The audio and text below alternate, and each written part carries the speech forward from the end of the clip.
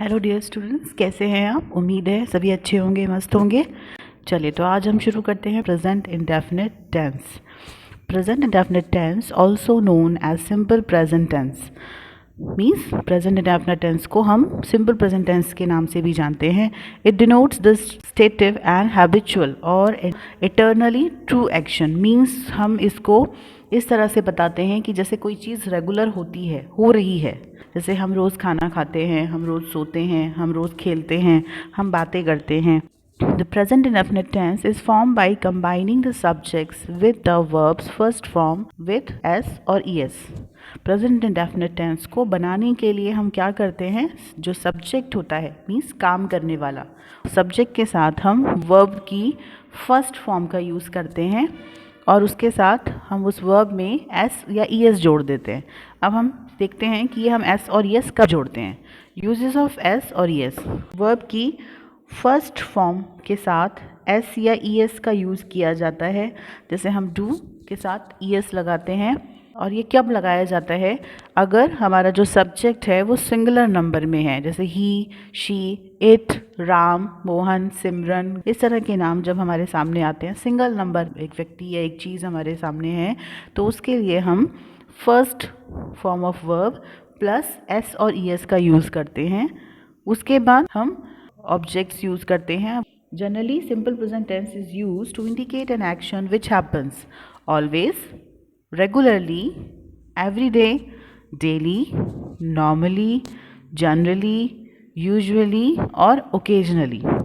मतलब हम लोग प्रेजेंट इंडेफिनिट टेंस को या सिंपल प्रेजेंट टेंस को इंडिकेट करते हैं या यूज़ करते हैं कब, जबकि कोई काम हो रहा होता है, या तो हमेशा होता है कोई काम, या जल्दी जल्दी रेगुलर बेसिस पे होता है, या हर रोज़ होता है, या नॉर्मली होता ही रहता है, जनरली, यूजुअली और ओकेजनली अक्सर होता है। जैसे हम रोज़ स्कूल जाते हैं, हम खाना खाते हैं, हम खेलते हैं, है ना, हम अच्छे कपड़े पहनते हैं, हम त्यौहार मनाते हैं।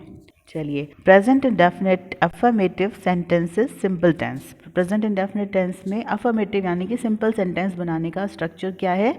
सब्जेक्ट ही, शी और इट। अगर हमारा सब्जेक्ट ही, शी, इट या सिंपल सिंगल नंबर में है, तो हम उसमें वर्ब की फर्स्ट फॉर्म के साथ एस या ई एस लगाते हैं और साथ में ऑब्जेक्ट का यूज़ करते हैं। Examples, he drinks T at the breakfast. She Yeats cake, वह केक खाती है, वो अक्सर खाती है। ये ओकेजनली होने वाली बात है, इसीलिए हमने यहाँ पे इसको प्रेजेंट इंडेफिनिट टेंस में डिनोट किया है। और शी ईट्स, वह खाती है। She single number, eats, eat plus S, तो ईट के साथ एस लगाया, eats cake.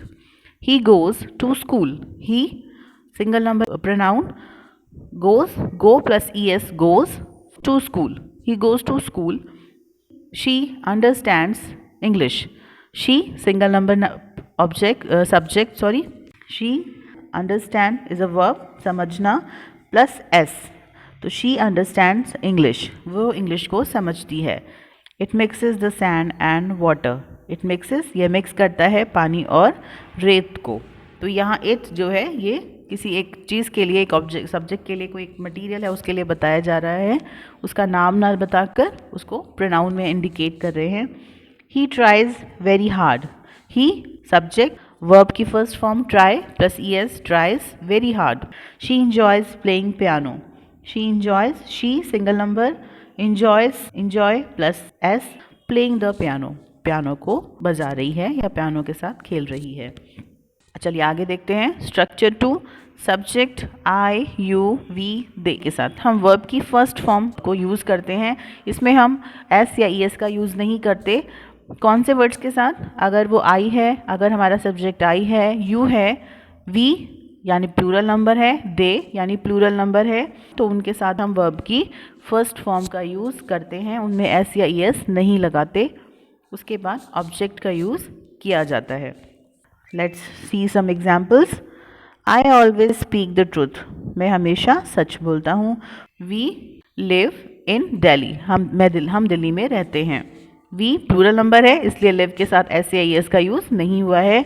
In Delhi. Children plural number subject, make a noise. Children make a noise. They play football, वे फुटबॉल खेलते हैं। या they is also plural number. Let's see the negative sentence of present indefinite tense. Subject he she it, single number noun और subject हैं, इनके साथ does not का use किया जाता है और वर्ब की फर्स्ट फॉर्म यूज़ की जाती है एंड ऑब्जेक्ट लगाया जाता है। यहाँ पे हम वर्ब की फर्स्ट फॉर्म के साथ एस या एस का यूज़ नहीं करते, डज का यूज़ करते हैं। Let's see some examples. He does not drink tea at breakfast, यहाँ ही सिंगल नंबर, उसके साथ डज नॉट यूज़ किया। She does not eat cake, he does not go to school, she does not understand English, it does not mix the sand and the water, he does not try very hard, she does not enjoy playing the piano। ये वही sentences हैं जो हमने ऊपर simple में देखे थे। ये सिंगल नंबर सब्जेक्ट्स के साथ हैं, ही शी इट, इनके साथ हमने डू का यूज़ नहीं किया, डज का यूज़ किया है और उसके बाद वर्ब की फर्स्ट फॉर्म लगाई है, उसमें हमने एस या एस ऐड नहीं किया। इस नेगेटिव में ही हम स्ट्रक्चर 2 देखते हैं। जब हमारा सब्जेक्ट आई, यू, वी और दे होता है तो हम उनके साथ डू नॉट यूज़ करते हैं। वहाँ हमने जब ही, शी, इट के साथ हमने डस का यूज़ किया था, लेकिन I, you, we and they के साथ हम डू नॉट यूज़ करते हैं।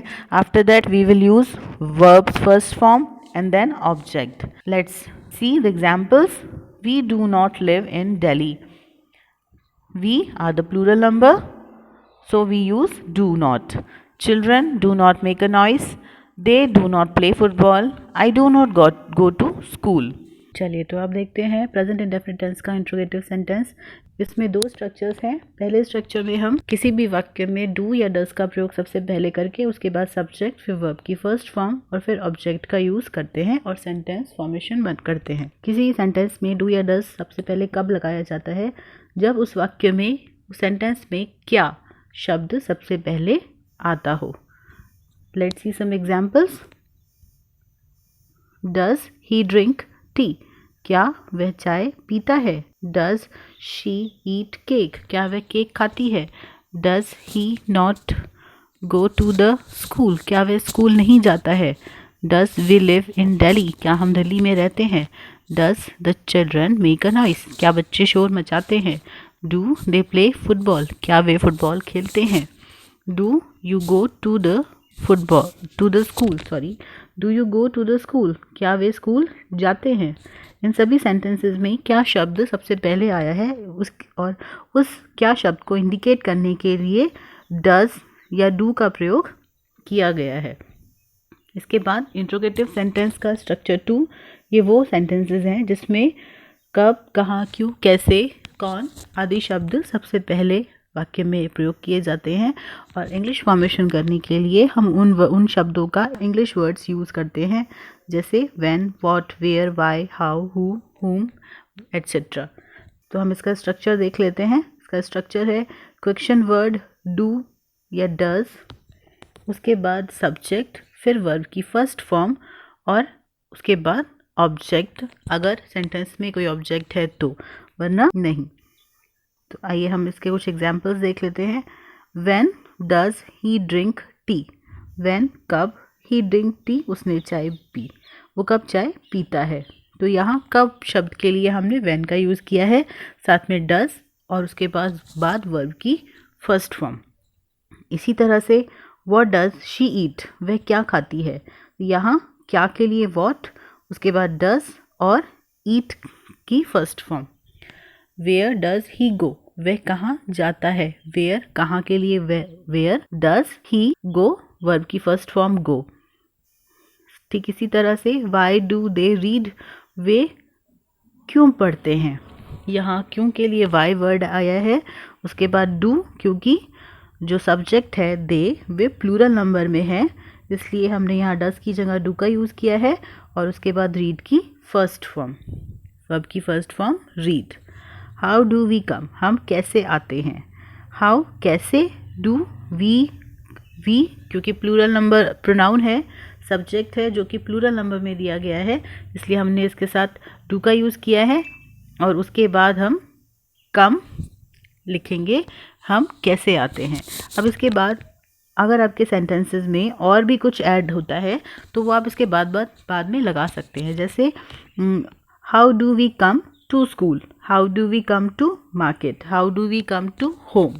ये उस सेंटेंस के ऊपर निर्भर करता है, it depends on the sentences कि वहाँ बाद में उस वर्ब के बाद ऑब्जेक्ट में क्या लिखा गया है। आई होप आपको ये समझ में आ जाएगा, आप इसको यूज़ करेंगे, प्रैक्टिस करेंगे, जो आपको ये सेंटेंसेस समझने में और नए सेंटेंस फॉर्म करने में हेल्प करेगा। That's all for today. We will discuss more about other sentences in detail in our next video. Thanks for watching. Please like, share and subscribe if you like my video. Good day.